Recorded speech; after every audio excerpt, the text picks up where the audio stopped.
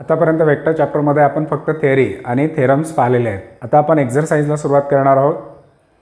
तर एक्झरसाइज 0.1 5.1 जी एक्झरसाइज आहे त्याला आपण सुरुवात करणार आहोत. पण त्यापूर्वी पुन्हा एकदा आठवण करून देतो आहे की आधीच्या दोन डेफिनेशन्स तुम्ही पाहिलेल्या आहेत त्या तुम्हाला माहिती असायला पाहिजे. एक कोलिनियर वेक्टर्स आणि दुसरं कोप्लेनर वेक्टर्स.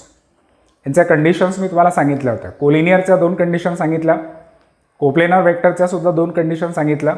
पण या एक्झरसाइजमध्ये आपण याच डेफिनेशनवरचे प्रॉब्लेम्स घेणार आहोत आणि त्यासाठी ज्या कंडिशनचा आपल्याला यूज करावं लागेल त्या कंडिशन्स मी इथे बोर्डवर लिहिलेल्या आहेत. Two vectors vector A and vector B are collinear if A is equal to M into vector B. म्हणजे एक वेक्टर हा दुसऱ्या वेक्टरचा स्केलर मल्टिपल असायला पाहिजे. एम हा स्केलर आहे. It may be positive or negative. जर पॉझिटिव्ह असेल तर डायरेक्शन सेम राहतील, निगेटिव्ह असेल तर डायरेक्शन्स अपोजिट राहतील. आणि दुसरी conditions this three vectors vector A vector B vector C are coplanar. काय होती डेफिनेशन कोप्लेनरची? सेट ऑफ वेक्टर्स किंवा two or more vectors lie in a same plane or in parallel plane. जे तिन्ही vector जर एकाच प्लेनमध्ये असतील किंवा पॅरलल प्लेनमध्ये असतील तर अशा वेक्टर्सला कोप्लेनर म्हणतात. आणि मग कोप्लेनरची कंडिशन काय? तर या तीनपैकी कोणताही एक वेक्टर हा उरलेल्या दोघांच्या लिनियर कॉम्बिनेशनमध्ये असायला पाहिजे. तेच इथे सांगितलं आहे. Vector A is equal to X into vector B plus Y into vector C. हे आहे लिनियर कॉम्बिनेशन. आणि यामध्ये वाय आणि एक्स जे आहेत ना ते स्केलर क्वांटिटीज आहेत. त्या दोन कंडिशन्स खूप महत्त्वाचे आहेत. आता कोलिनियर आणि कोप्लेनरवर जे एक्झरसाइज 5.1 मधले प्रॉब्लेम्स आहेत त्यांना आपण सुरुवात करणार आहोत. आणि प्रॉब्लेम्स खूप सोपे आहेत. बघा एक्झरसाइज 5.1 मधला नंबर 10 घेतो आहे आपण. आता मी इथे नंबर 10 दिलेला आहे, पण तुम्ही जर टेक्स्टबुकमध्ये पाहिलं एक्झरसाइज 5.1 मध्ये तर हे जे प्रॉब्लेम आहे ना याचा नंबर 9 आहे. आणि मी इथे लिहिताना नंबर 10 लिहिलेला आहे. त्याचं कारण आहे की टेक्स्टबुकमध्ये जे नंबरिंग आहे ना ते नंबरिंग चुकलेली आहे. त्याच्यामध्ये एक प्रॉब्लेम असा आहे की जिथे नंबर दिलेला नाही आहे तर तुम्ही ते सर्व नंबर जे आहेत ते करेक्शन्स करून घ्यायचे. जे एका प्रॉब्लेमला त्यांनी नंबरच दिला नाही आणि मग तो नंबर मिस झालेला असल्यामुळे बाकीचे जे नंबर जे आहेत ते चुकत गेले. जे टेक्स्टबुकमध्ये हे प्रॉब्लेम्स नंबर 9चं दिलेलं आहे, पण ॲक्च्युली हे प्रॉब्लेम नंबर 10 आहे. आणि याला इथून आपण सुरुवात करणार आहोत. काय सांगितलं आहे पहा, एरिया ऑफ ट्रायंगल फाइंड करायचं आहे. तर आपल्याला माहिती असते की एरिया ऑफ ट्रायंगलचा फॉर्म्युला असतो हाफ बेस इंटू हाईट. असे 2-3 फॉर्म्युले आपण पाहिले होते. डिटर्मिनंटचा सुद्धा आपण एक फॉर्म्युला पाहिला होता. त्या डिटर्मिनंटचा यूज करून एरिया ऑफ ट्रायंगल वगैरे फाइंड करू शकतो. पण आता इथे वेक्टर सुरू आहे आणि ट्रायंगलच्या 3 व्हर्टायसेसचे कोऑर्डिनेट दिलेले आहेत. मी इथे हा ट्रायंगल काढला ए बी सी. सपोज मी पॉईंट एचे कोऑर्डिनेट्स घेतले 1 1 0, पॉईंट बीचे कोऑर्डिनेट्स घेतले आहेत 1 0 1 आणि सी पॉईंटचे coordinates 0 1 1. Let point A coordinates आहेत 1 1 0, पॉईंट बी कोऑर्डिनेट्स आहेत 1 0 1 आणि पॉईंट सी 0 1 1. आता हे 3 पॉईंटचे 3 कोऑर्डिनेट झाले. एरिया ऑफ ट्रायंगल आपल्याला फाइंड करायचं आहे. आता एरिया फाइंड करत असताना मी या तिघांचे हे पोझिशन वेक्टर लिहितो आहे. पॉईंट एचा पोझिशन वेक्टर मी स्मॉल वेक्टर एने रिप्रेझेंट केला. तो मी या पॉईंटच्या कोऑर्डिनेट्सवरून लिहू शकतो. 1 1 0 हा वेक्टर येणार 1 आय प्लस 1 जे प्लस 0 के. त्याला आपण फक्त आय प्लस जे एवढंच लिहू शकतो. दुसरा जो पॉईंट बी आहे ना, पॉईंट बीचा पोझिशन वेक्टर येतो आहे आय प्लस 0 जे प्लस के.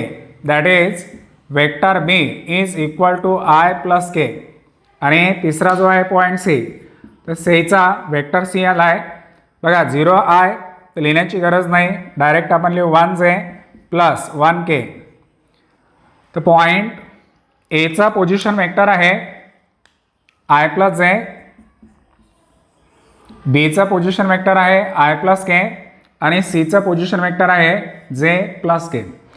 यावरून आपण काय करणार आहोत, हे जे ट्रायंगल आहे या ट्रायंगलच्या साईडने रिप्रेझेंट केलेले जे वेक्टर्स आहेत ते वेक्टर्स आपण फाइंड करू. A B, B C and A C. कोणतेही डायरेक्शन घेतली तर काही फरक पडत नाही. पहिले मी वेक्टर ए बी फाइंड करतोय. तर vector A B means position vector of point B minus position vector of point A. म्हणजे मला आता या वेक्टर बी मधून हा वेक्टर ए मायनस करायचा आहे. तर आय मधून आय मायनस करा, 0 होणार आहे. डायरेक्ट कॅल्क्युलेशन्स लिहितोय मी. आय मायनस आय 0 आणि इथे येतील के मायनस जे. तर इथे येणार आहेत मायनस जे प्लस के. वेक्टर ए बी मिळाला मायनस जे प्लस के. आता जर मी या वेक्टर ए बीचं मॅग्नेट्यूड काढलं तर magnitude of vector A B, तर मला अंडर रूटवाला फॉर्म्युला यूज करावा लागेल. यामध्ये आयत नाही आहेत म्हणजे इथे येणार आहे 0 square minus 1 square and plus 1 square. यांचं कॅल्क्युलेशन्स करा. ते येतं √2. Magnitude of vector A B is equal to √2. जसं मी वेक्टर ए बी काढून दिले ना, असाच दुसरा वेक्टर बी सी तुम्ही फाइंड करायचा आणि या बी सीचं मॅग्नेट्यूड काढायचं. ते सुद्धा √2 येणार. आणि तिसरा वेक्टर जो आहे ए सी घ्या किंवा सी ए घ्या, तिसरा जो वेक्टर आहे तो ए सी फाइंड करायचा आणि या वेक्टर ए सीचं मॅग्नेट्यूड फाइंड करायचं. ते सुद्धा √2 येणार आहे. तर बघा, ए बीचं मॅग्नेट्यूड √2 आहे, बी सीचं मॅग्नेट्यूड √2 आहे, ए सीचं मॅग्नेट्यूड सुद्धा √2 आहे. म्हणजे झालं काय की या ट्रायंगलच्या ज्या तिन्ही साईड्स आहेत, एक आहे length A B is equal to length B C आणि दुसरी आहे लेंथ ए सी. या तिन्ही इक्वल आहेत, √2 एवढी लेंथ आहे. तर ट्रायंगलच्या तिन्ही साईड्स इक्वल आहेत म्हणजे हा ट्रायंगल इक्विलॅटरल आहे. Therefore triangle A B C, triangle A B C is equilateral triangle. आणि तुम्हाला माहीत पाहिजे की ट्रायंगलचा एरिया जर फाइंड करायचा असेल आणि तो जर इक्विलॅटरल असेल तर इक्विलॅटरल ट्रायंगलचा एरिया फाइंड करण्याचा फॉर्म्युला असा राहतो. Therefore area of triangle A B C is equal to √3/4 into side square. Area of triangle A B C is equal to √3/4 into side square. हा फॉर्म्युला काय use केला कारण या ट्रायंगलचा जो टाईप आहे तो इक्विलॅटरल आलेला आहे. And therefore area of triangle A B C is equal to √3/4 into side A B B C A C यापैकी कुठली येऊ शकते आणि याची लेंथ किती आलेली आहे, लेंथ ऑफ साइड आहे √2. तर इथे लिहिता येईल √2 square. Square and square root cancel. √3/4 into 2, या 2ने या 4ला डिवाइड करा is equal to final answer आहे √3/2 स्क्वेअर युनिट. त्याने ज्या ट्रायंगलचा एरिया फाइंड करायला सांगितला त्या ट्रायंगलचा एरिया आलेला आहे √3/2 स्क्वेअर युनिट. वेक्टर्स न घेता हा एरिया आपण फाइंड करू शकलो असतो, पण आता सध्या वेक्टर चॅप्टर सुरू आहे त्यामुळे आपण वेक्टर घेतलेले आहेत आणि नंतर मग एरिया ऑफ ट्रायंगल काढला. टाईप कोणता आला होता, इक्विलॅटरल. इक्विलॅटरल ट्रायंगलचा एरिया फाइंड करण्याचा फॉर्म्युला √3/4 इंटू साइड स्क्वेअर. हा फॉर्म्युला खूप महत्त्वाचा आहे. यामध्ये area of equilateral triangle is equal to √3/4 into side square. आता बघू नेक्स्ट. आपण नंबर 11. नंबरिंग चुकलेली आहे, मी आधीच तुम्हाला सांगितलेलं आहे. टेक्स्टबुकमध्ये याचा नंबर वेगळा आहे आणि खूप सोपी आहे. वेक्टर ए बी तुम्हाला गिवन आहे 2i - 4j + 7k आणि त्या वेक्टर ए बीच्या इनिशियल पॉईंटचे कोऑर्डिनेट्स तुम्हाला दिले 1, 5, 0. ए हा इनिशियल पॉईंट आहे आणि वेक्टरचा बी हा टर्मिनल पॉईंट आहे. तर तुम्हाला टर्मिनल पॉईंट बीचे कोऑर्डिनेट्स फाइंड करायचे आहेत. लक्षात द्या. गिवन पॉईंट ए कोऑर्डिनेट्स आहेत 1, 5, 0. त्या पॉईंट एचा position vector in terms of I J केमध्ये आपण असं लिहिणार आहोत 1i + 5j + 0k.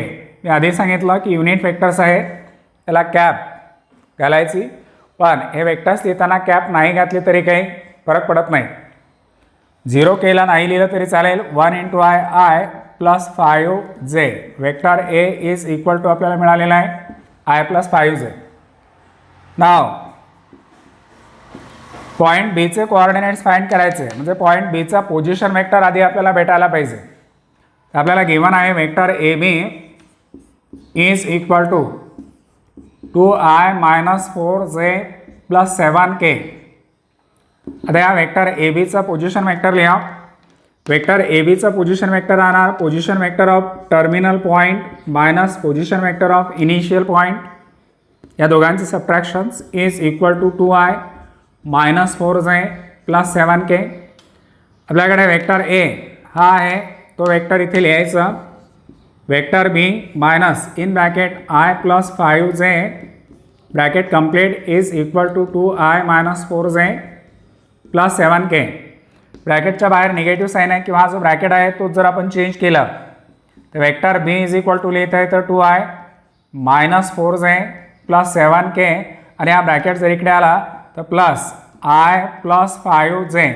हा ब्रॅकेट ओपन करून टाकायचं I plus 5j. Therefore vector B is equal to 2i plus I. यांची ॲडिशन झाली 3i minus 4j plus 5j. याचं कॅल्क्युलेशन येतं प्लस j आणि केची एकच टर्म्स आहे प्लस येणार आहे 7k. हा झाला पॉईंट बीचा पोझिशन वेक्टर. आता आपल्याला पॉईंट बीचे कोऑर्डिनेट्स फाइंड करायचे. तर terminal point B is therefore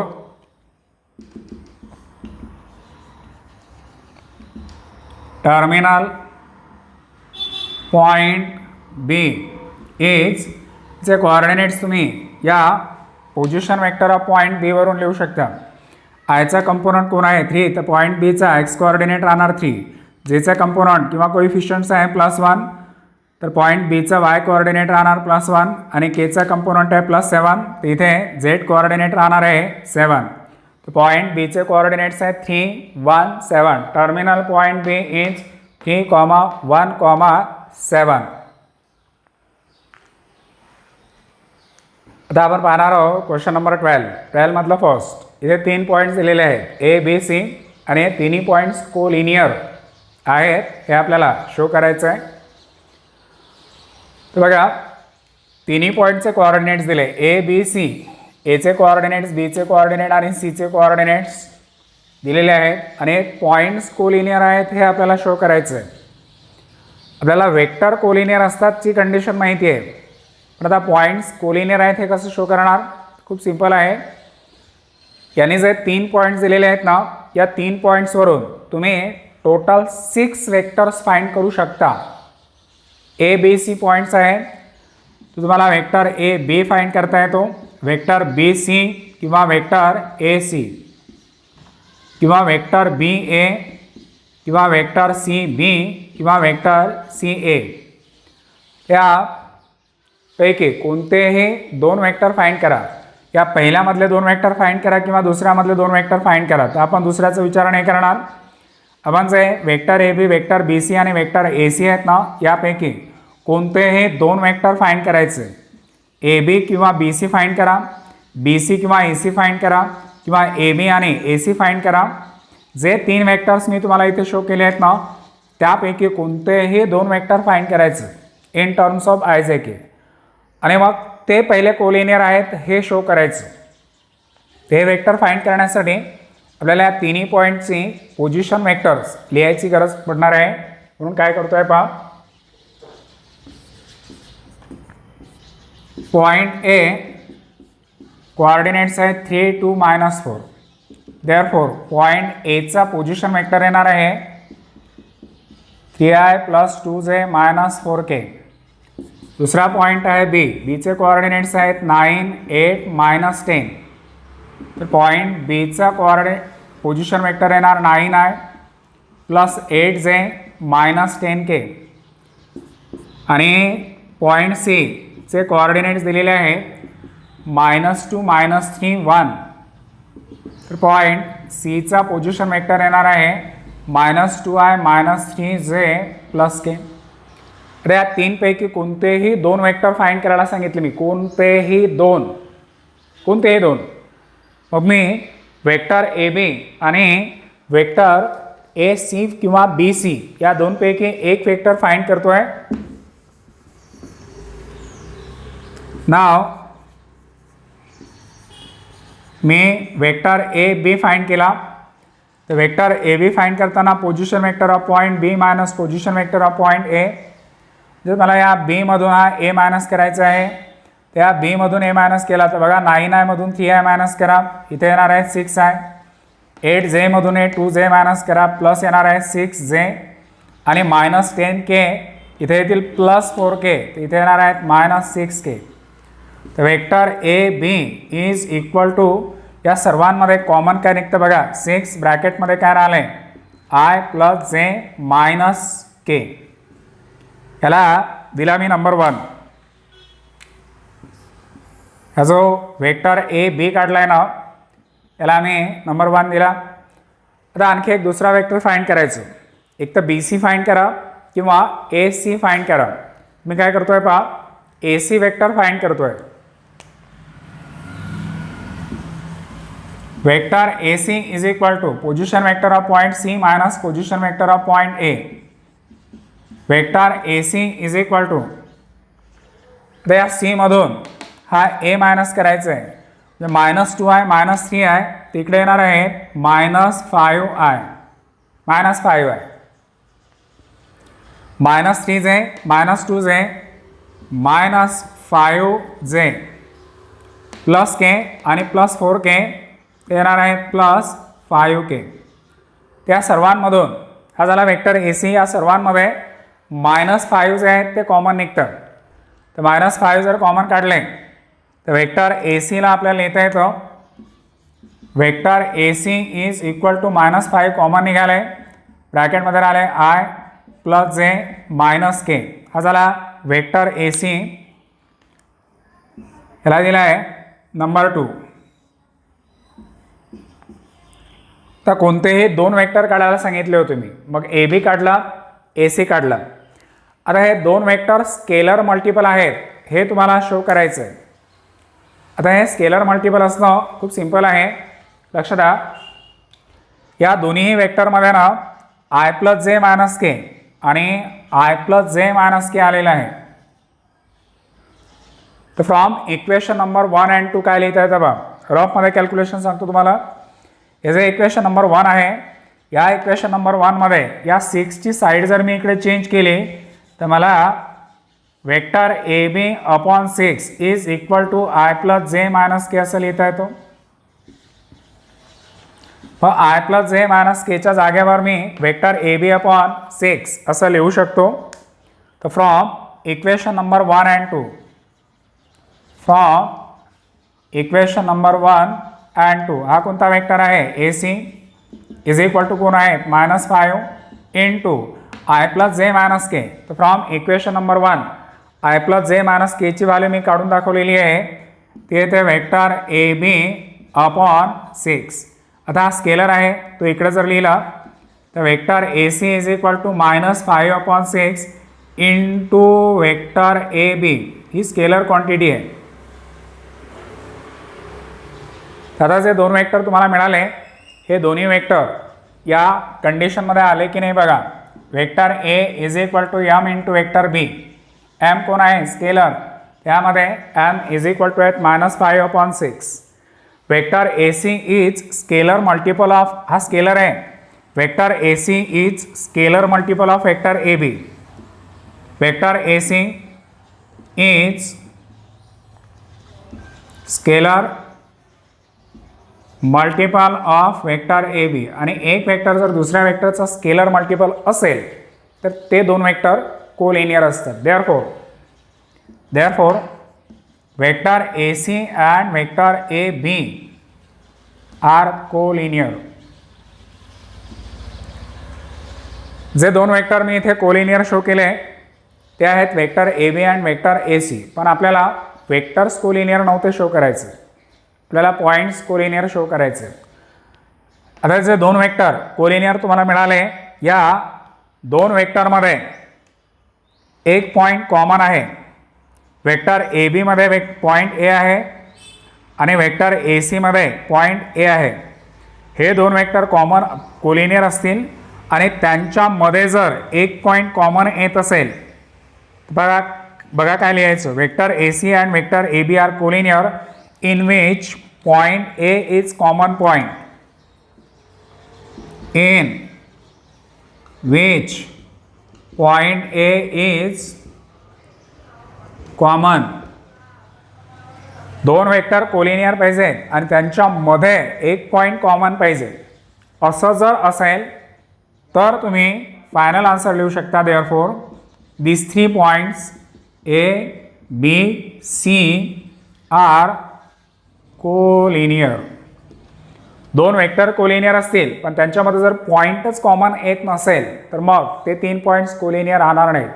तर तुम्हाला जर 3 पॉईंट्स कोलिनियर शो करायचे असतील तर दोन वेक्टर कोलिनियर शो करा आणि जे दोन वेक्टर तुम्ही कोलिनियर शो करता त्यांच्यामध्ये एक पॉईंट जो आहे तो कसा असायला पाहिजे, कॉमन असायला पाहिजे. असं जर असेल तरच मग ते जे गिवन 3 पॉईंट्स आहेत ते कोलिनियर राहते.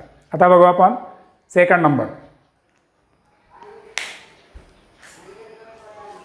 तर या सेकंड नंबरमध्ये पॉईंट्स पी क्यू आर हे जे पॉईंट्स आहेत ते आपल्याला कोलिनियर आहेत हे शो करायचं आहे.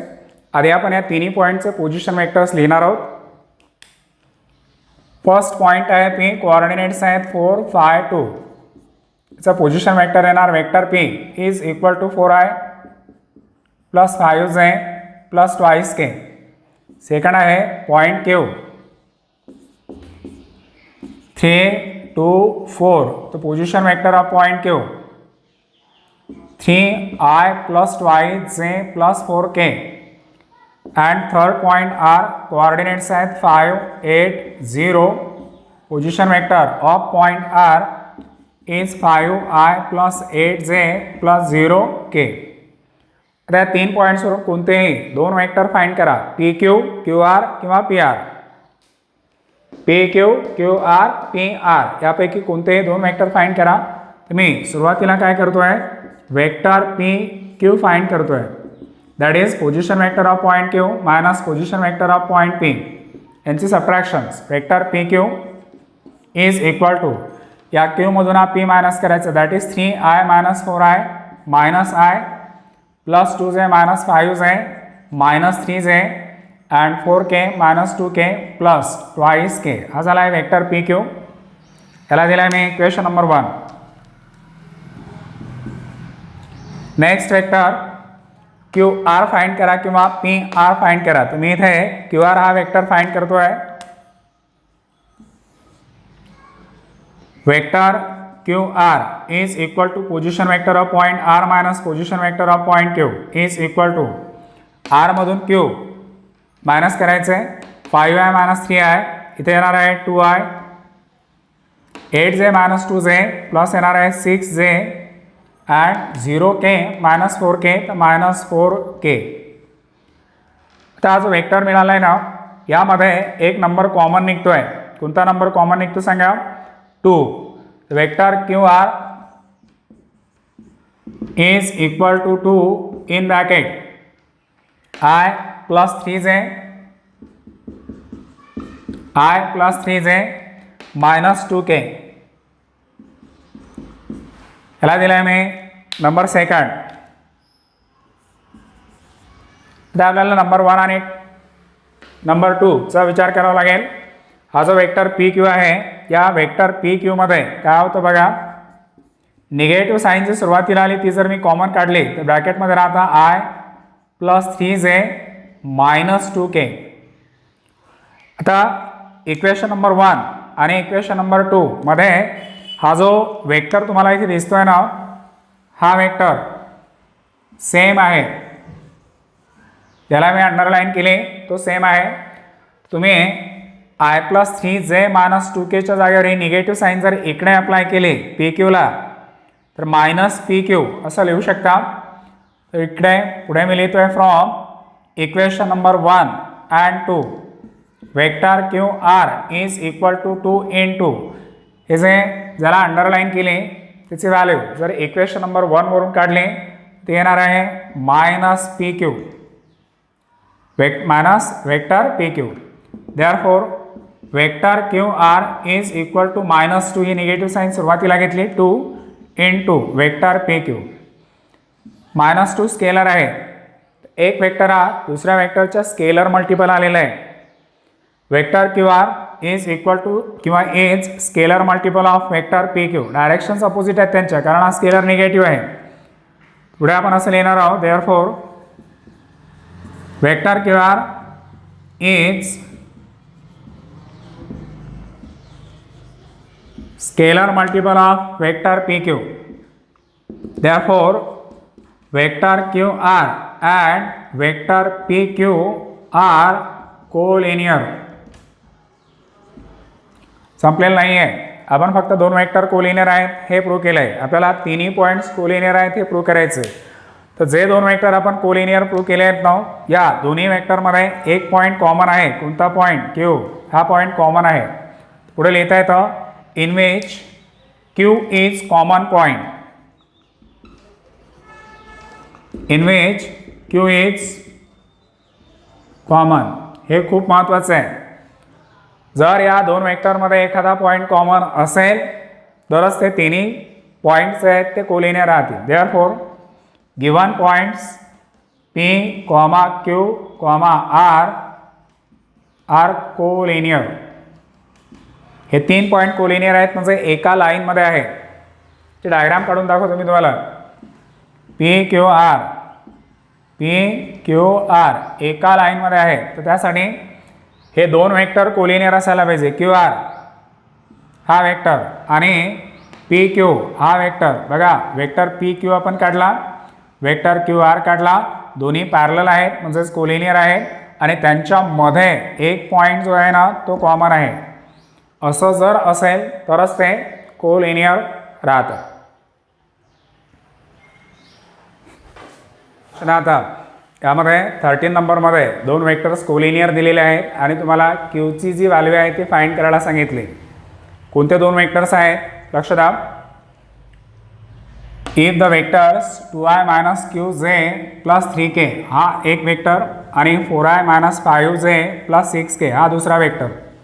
हे दोन्ही वेक्टर कसे आहेत? कोलिनियर आहेत. कोलिनियरचा अर्थ काय होतो? Parallel. Then find the value of Q. क्यूची व्हॅल्यू फाइंड करायची. हा जो क्यू आहे या क्यूची व्हॅल्यू फाइंड करायची. तर जे दोन वेक्टर्स त्याने कोलिनियर दिलेले आहेत त्यांना मी ए आणि बी वेक्टरने डिनोट करतो आहे. फर्स्ट वेक्टर मी ए घेतला. Vector A is equal to 2i - qj + 3k and vector b is equal to 4i - 5j + 6k. हे दोन वेक्टर आहेत आणि हे दोन्हीच्या दोन्हीही कोलिनियर दिलेले आहेत. Are collinear. तुम्हाला आठवत असेल जर दोन वेक्टर कोलिनियर असतील तर एक वेक्टर हा दुसऱ्याचा स्केलर मल्टिपल असतो. Therefore vector A is scalar multiple of vector B. तर तो स्केलर माहिती नाही आपल्याला, तो कोणताही घेऊ शकतो आपण. Therefore vector A is equal to m into vector B where m is scalar. m is scalar. आता यामध्ये सबस्टिट्यूशन्स करा. वेक्टर A गिवन आहे 2i - qj + 3k is equal to m आणि वेक्टर B आहे 4i - 5j + 6k. एमने या ब्रॅकेटला multiply करा. 2i - qj + 3k is equal to 4mi - 5mj + 6mk. दोन्ही साईडला वेक्टर आहेत आणि दोघांच्या मध्ये इज इक्वल टूची साईन आहे. Therefore by equality of vectors जर दोन वेक्टर इक्वल असतील ना तर त्यांचे जे कंपोनंट्स आहेत त्यांचे आय जे केचे जे कोइफिशियंट्स आहेत ते सुद्धा इक्वल राहतील. त्यांना तुम्ही कम्पेअर करा. इकडे आयचा कोइफिशियंट्स कोण आहे? 2. इकडे आयचा कोइफिशियंट्स आहे 4m. तर 2 इज इक्वल टू 4m. जेचा कंपोनंट्स आहे -q इज इक्वल टू इकडे जेचा कंपोनंट येतो आहे -5m, -5m. तिसरा ॲक्च्युली लिहिण्याची गरज नाही, तरी आपण लिहिणार आहोत 3 = 6m. त्या पहिल्या ह्याच्यावरून आपण mची व्हॅल्यू फाइंड करणार आहोत. हे 2/4 = m. या 2ने या 4ला डिवाइड करा. m मिळाले 1/2. हे mची व्हॅल्यू या सेकंड रिलेशनमध्ये जर ठेवले, दोन्हीकडे निगेटिव्ह साईन आहेत, negative negative cancel. q = 5 into m आहे 1/2. Therefore q = 5/2. त्याने क्यूची व्हॅल्यू फाइंड करायला सांगितले, तर q = 5/2. एवढं सोपी आहे. जर दोन वेक्टर कोलिनियर दिले असतील आणि त्यामध्ये कुणाची व्हॅल्यू PQR पैकी कुणाची व्हॅल्यू फाइंड करायला सांगितली असेल, तर एक वेक्टर हा दुसऱ्याचा स्केलर मल्टिपल घ्यायचा, इक्वॅलिटी ऑफ वेक्टर्सवरून त्याला सॉल्व करायचं. हे झालं बोर्ड एक्झामसाठी. पण ऑब्जेक्टिव्ह क्वेश्चन जेव्हा येतो ना, त्यावेळेस अशा वेळेस मग तुम्हाला एवढं सर्व करण्याची गरज नाही, कारण ऑब्जेक्टिव्हमध्ये 4 ऑप्शन्स दिलेले असतात. त्या 4पैकी एक आन्सर तुम्हाला सांगायचं असतो. मग अशा वेळेस काय करायचं, खूप सिंपल आहे. एवढं कॅल्क्युलेशन्स करण्याची गरज नाही. याची शॉर्ट ट्रिक मी तुम्हाला सांगतोय. त्याने जे दोन वेक्टर तुम्हाला कोलिनियर दिलेले आहे, त्यापैकी एक आहे 2i -qj + 3k and second vector आहे 4i -5j + 6k are collinear. आणि क्यू फाइंड करायचं आहे. ते फाइंड करणं खूप सोपी आहे. कोलिनियरचा अर्थ होतो पॅरलल. आणि ऑब्जेक्टिव्ह क्वेश्चन जेव्हा येतो त्यावेळेस एवढं सर्व लिहित नसण्याची गरज नाही आहे. काय करायचं, आयचे जे कंपोनंट्स आहेत दोन्ही वेक्टरचं, त्यांचा रेशो, जेच्या कंपोनंटचा रेशो आणि केच्या कंपोनंटचा रेशो इक्वल घ्यायचे. बघा, आयचा कोइफिशियंट्स कोण आहे 2, इकडे आयचा कोण आहे 4, तर इथे लिहायचे 2/4 = -q अपॉन -5 = 3/6. पहिला जो रेशो आहे ना, त्याचा आन्सर येतो 1/2. इकडे निगेटिव्ह साईन कॅन्सल. q/5 = लास्टवाला येतो 1/2. ते 1/2 एकदाच घ्या. q/5 = 1/2. यावरून जर क्यूची व्हॅल्यू काढली, त्या डिनॉमिनेटरमधले 5 इकडे न्यूमरेटरमध्ये घेऊन जा, 5/2. तसं 2-3 स्टेपमध्ये तुम्ही याचा आन्सर काढू शकता. 2-3 स्टेपमध्ये तुम्हाला आन्सर भेटतं, जर ऑब्जेक्टिव्ह क्वेश्चन आला तर. आणि बोर्ड एक्झाममध्ये जर डिस्क्रिप्टिव्हमध्ये लिहायचं असेल, तर मग तुम्हाला या मेथडनी सॉल्व करावं लागेल. त्याचा शॉर्टकट फॉर्म्युला मी तुम्हाला लिहून देतोय. अशा टाईपचा जो क्वेश्चन आहे त्याचा शॉर्टकट फॉर्म्युला लिहून घ्यायचा आहे तुम्हाला. 2 वेक्टर मी घेतोय. एक वेक्टर घेतला a1i + a2j + a3k आणि सेकंड वेक्टर आहे b1i + b2j + b3k R collinear म्हणजेच पॅरलल. देन आयच्या कंपोनंटचा रेशो a1/b1, जेचा कंपोनंटचा रेशो a2/b2 आणि केच्या कंपोनंटचा रेशो a3/b3. हे जे 3 रेशो आहेत ना, हे तिन्ही रेशो इक्वल राहतात. ऑब्जेक्टिव्ह क्वेश्चन सॉल्व करताना ही कंडिशन्स तुम्ही लक्षात ठेवायचे. कोइन्सिडंट लाईनची कंडिशन्स तुम्हाला आठवत असेल, तशाच प्रकारची कंडिशन आहे. कोइन्सिडंट लाईन आणि पॅरलल लाईन यांच्या कंडिशन्स आपण स्ट्रेट लाईनमध्ये पाहिल्या होत्या. If 2 lines are parallel, then a1/a2 = b1/b2 is not equal to c1/c2. आणि कोइन्सिडंट लाईनची कंडिशन होते a1/a2 = b1/b2 = c1/c2. जी कोइन्सिडंट लाईनची कंडिशन आहे तीच कंडिशन्स इथे कोलिनियरसाठी यूज करायची आहे. आणि तीच कंडिशन इथे लिहिलेली आहे. a1/b1 = a2/b2 = a3/b3.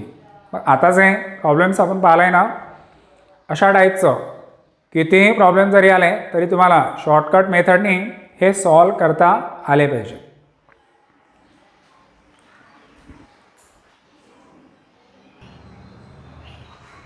जी शॉर्टकट टेक्निक मी तुम्हाला सांगितली त्या टेक्निकचा यूज करून आता आपण हे पुढचं प्रॉब्लेम सॉल्व करणार आहोत.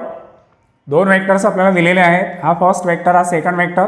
दोन्ही वेक्टर्स कोलिनियर आहेत आणि फाइंड करायचं आहे पी. आयचे जे कंपोनंट्स आहेत ते 3 आणि 9 आहेत. तर पहिला रेशो 3/9. दुसरा जेचे कंपोनंट्स कोण येणार आहेत -5/-15. तिसरा केचा येतो आहे 1/p. हे तिन्ही इक्वल राहतील. फर्स्ट आणि लास्ट रेशो, फर्स्ट आणि सेकंड रेशो दोन्ही सेम आहेत कारण हे सर्व इक्वल आहेत. पहिला येतो आहे 1/3 इज इक्वल टू, दुसरा येतो आहे 1/3 इज इक्वल टू 1/p. या दोनपैकी कोणताही एक रेशो घ्या. 1/3 इज इक्वल टू 1/p. यांचं क्रॉस मल्टिप्लिकेशन करा. 1 × p. p is equal to 3 × 1 3. p is equal to 3. याच्यामध्ये फक्त pच नाही, एकापेक्षा जास्त 2 यांच्या व्हॅल्यू जरी फाइंड करायला सांगितला तर हे फाइंड करता येतील. बाकीचे एक्झाम्पल्स जे आहेत ते नेक्स्ट व्हिडिओमध्ये घेणार आहोत.